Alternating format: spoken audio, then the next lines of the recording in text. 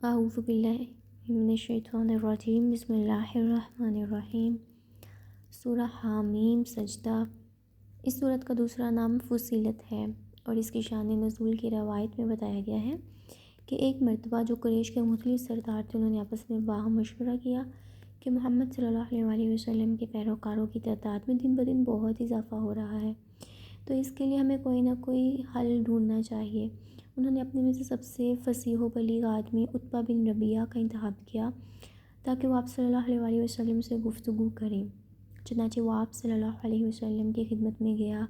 اور آپ پر عربوں میں انتشار پیدا کرنے کے الزام ڈالے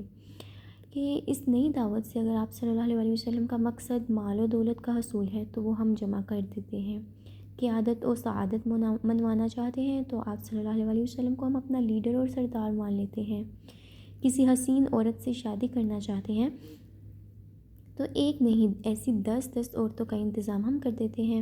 اور اگر آپ پر آسیب کا اثر ہے جس کے تحت آپ صلی اللہ علیہ وسلم ہمارے موعودوں کو برا کہتے ہیں تو ہم اپنے خرچ پر آپ صلی اللہ علیہ وسلم کا علاج کرا دیتے ہیں۔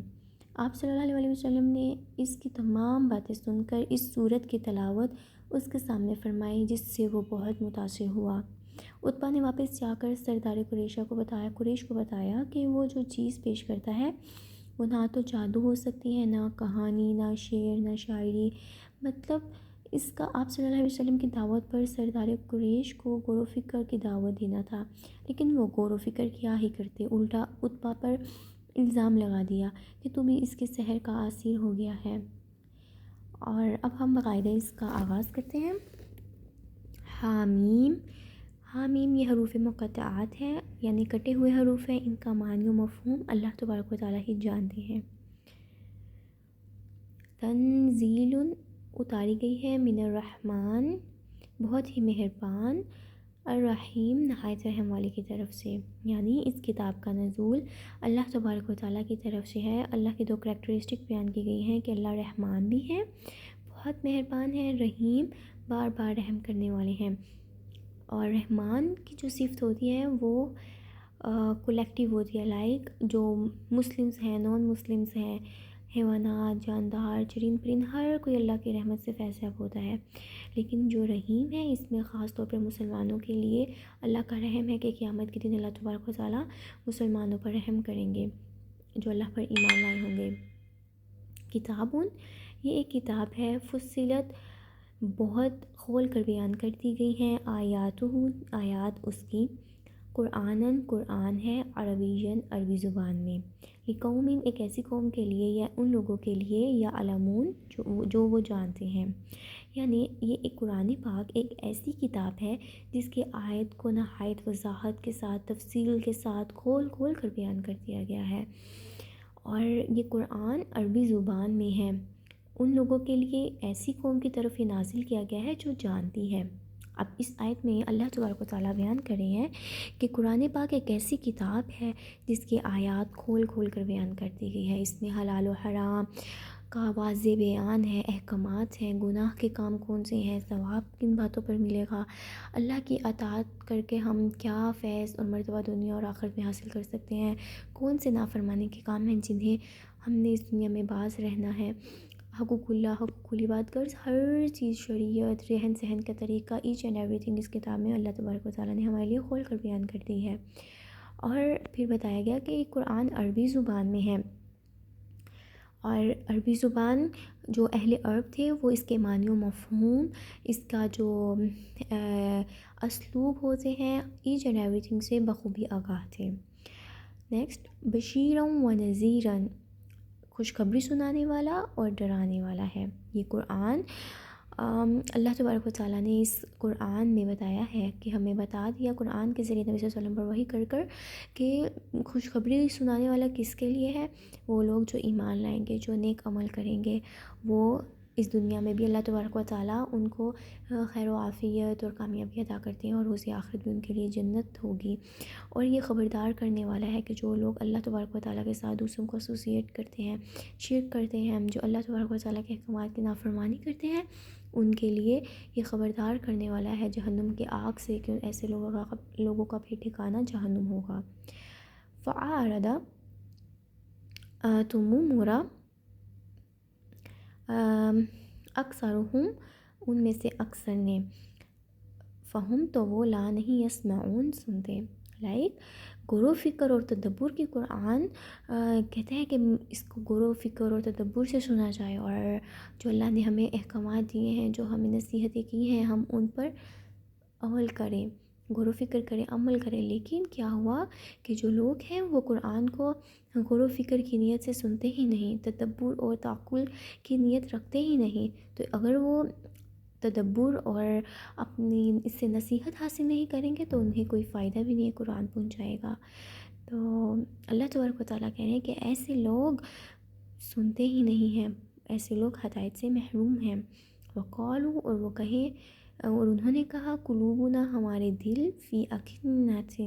پردوں میں ہیں، مما اس چیز سے تدعونا تم پکارتے ہو ہمیں الیہ جس کی طرف. اب کیا ہے کہ جو اکنہ کنان کی جمع ہوتا ہے، لائک پردہ ہوتا ہے، لائک ہمارے دل اس بات سے پردوں میں ہے کہ ہم اللہ تبارک و تعالیٰ کی توحید اور ایمان کی دعوت کو سمجھ سکیں. کیونکہ وہ لوگ سننا ہی نہیں چاہتے، وہ لوگ ہدایت کو اپنانا ہی نہیں چاہتے، وہ لوگ خیر کے کاموں کی طرف آنا ہی نہیں چاہتے، ان کے دل میں کوئی امید بھی نہیں ہے اور نہ کوئی طلب ہے. تو اس لیے ان کے دل بھی پردے میں ہیں، وہ توحید و ایمان کو سمجھنا ہی نہیں چاہتے. اور پھر کہتے ہیں وفی آذاننا اور ہمارے کانوں میں وقرن بوجھ ہے. لائک وقر کا اصل مطلب تو بوجھ ہوتا ہے، لیکن یہاں سے مراد بہرا پن ہے. یعنی یہ لوگ حق سننے کے معنی ہیں، یہ لوگ حق سننا ہی نہیں چاہتے، اس لیے ان کے کانوں پر اللہ نے مہر لگا دی ہے. پھر کہتے ہیں وَمِن بَيْنِنَا اور ہمارے درمیان وَبَيْنِكَ اور درمیان تمہارے حجابٌ پردہ ہے، کہ ہمارے اور تمہارے درمیان ایک ایسا پردہ ہے کہ جو تو کہتا ہے وہ ہم سنتے ہی نہیں، اور جو تم کرتے ہو اسے ہم دیکھتے ہی نہیں. اس لیے تو ہمیں ہمارے حال پر ہی چھوڑ دو، ہم تجھے تیرے حال پر چھوڑ دیں گے، تمہارے لیے تمہارا دین، میرے لیے میرا دین. مشرک مکہ میں، چونکہ یہ صورت مکی ہے اس لیے مکہ کا حال بیان کر رہا ہے کہ نبی صلی اللہ علیہ وسلم جب انہیں ایمان کی توحید کی دعوت دیتے تھے تو وہ کوئی کان ہی نہیں دھرتے تھے، اور الٹا آپ صلی اللہ علیہ وسلم کو طرح طرح سے اذیتیں پہنچاتے تھے اور کہتے تھے کہ like you are on your way and we are on our way. پھر کہ اللہ تبارک و تعالیٰ کہتے ہیں کہ کل آپ کہتے ہیں انما بلا شبہ انا میں بشرون ایک انسان ہوں، مثلکم تمہاری ہی طرح، یوحا وہی کی جا رہی ہے الیہ میری طرف، انما بلا شبہ یقیناً الہکم تمہارا معبود ہے واحد ایک. اللہ تبارک و تعالیٰ کہہ رہے ہیں کہ جب میرے اور تمہارے درمیان نبی صلی اللہ علیہ وسلم ایک بشر ہیں، انسان ہیں، مکہ کے رہنے والے لوگوں کی طرح ہی شخص ہیں، تو جب تم بھی انسان ہو میں بھی انسان ہوں، لیکن کون سی چیز مجھے تم سے ممتاز کری ہے وہ ہے کہ نبی صلی اللہ علیہ وسلم کی طرف وحی کی جا رہی تھی. کیا وحی کی جا رہی تھی؟ کہ اللہ تبارک و تعالیٰ بتا رہے ہیں کہ اللہ تبارک و تعالیٰ ہمارا معبود ہے اور ہمارا معبود صرف اور صرف ایک ہی ہے. تو جب اس بات پہ یقین رکھو کہ تمہارا معبود ایک ہے، فاستقیموا تو سیدھے رہو الیہ اسی کی طرف. تو عقل کے ساتھ کام لو، اعراض نہ کرو، توحید پر قائم رہو، اپنی زندگیوں کو سیدھے رستے پر چلاؤ. واستغفروہ اور صرف اسی سے بخشش مانگو، جو گناہ ہو گئے، جو غلطیاں گستاخیاں ہو گئی ہیں، چھوٹی سے چھوٹی اور بڑی سے بڑی، اللہ کے حضور معافی مانگ کر باز آ جاؤ. اللہ بہت بخشنے والا ہے. لیکن جو لوگ بخشش نہیں مانگتے اور توحید پر سیدھے قائم نہیں رہتے، وویل سو ہلاکت ہوگی للمشرکین شرک کرنے والوں کے لیے، جو لوگ اللہ کو چھوڑ کر دوسروں کی عبادت کرتے ہیں، دوسروں سے مانگتے ہیں، دوسروں کے آگے ہاتھ پھیلاتے ہیں اور اللہ تبارک و تعالیٰ کے برابر کسی کو مرتبہ اور مقام دیتے ہیں، ایسے لوگوں کے لیے بہت بڑی ہلاکت ہوگی. الذین وہ لوگ لا یؤتون الزکوٰۃ اور وہ لوگ جو زکوٰۃ نہیں دیتے، وہم اور وہ بالآخرۃ آخرت کا ہم کافرون وہی انکار کرنے والے ہیں. چونکہ یہ صورت مکی ہے، زکوٰۃ ہجرت کے دوسرے سال فرض ہوئی، اس لیے اس سے مراد یہاں زکوٰۃ سے یا تو صدقات ہے جس کا حکم مسلمانوں کو مکہ میں ہی دیا جاتا رہا، یا پھر اس سے مراد کلمہ شہادت ہے جس سے نفس انسانی شرک کی آلودگیوں سے پاک ہو جاتا ہے. ان الذین آمنوا بلا شبہ یقیناً وہ لوگ جو ایمان لائے، وہ عاملوا الصالحات اور جنہوں نے نیکیاں کی، لہم ان کے لیے اجرن ایسا اجر ہے غیر ممنون جو کبھی ختم ہونے والا نہیں ہوگا. لائک ایسا اجر جو ہمیشہ ہمیشہ رہنے والا ہے. اور اللہ تبارک و تعالیٰ سے دعا ہے کہ اللہ تبارک و تعالیٰ ہمیں بھی ان لوگوں میں شامل کریں جو ایمان کے بعد عمل صالح کریں۔ اگر ہمیں جب معلوم ہو جاتا ہے کہ ایک کام اچھا ہے، ایک کام کا حکم ہمیں اللہ نے دیا ہے، تو اللہ تبارک و تعالیٰ ہم سے چاہتے ہیں کہ ہم اس پر عمل بھی کریں، ہم پورے دل کے ساتھ صدق کے دل کے ساتھ صرف اور صرف اللہ تبارک و تعالیٰ کے لیے وہ عمل بجا لیں، چاہے حقوق اللہ ہے، چاہے حقوق العباد ہے، آپ کی پوری زندگی اللہ تبارک و تعالیٰ کے سینٹر اور اللہ تبارک و تعالیٰ کے مرکز گھومے۔ اور پھر جب ہم بے لوث ہو کر کوئی بھی کام اللہ کے لیے کریں گے تو اللہ تبارک و تعالیٰ اس اجر کو کبھی ضائع نہیں کریں گے، اس کا بدلہ اللہ تبارک و تعالیٰ دنیا میں بھی دے سکتے ہیں اور آخرت میں جنت کی صورت میں بھی ہمیں دے سکتے ہیں۔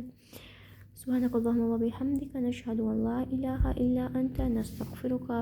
و نتوب الیک۔ السلام علیکم ورحمۃ اللہ وبرکاتہ۔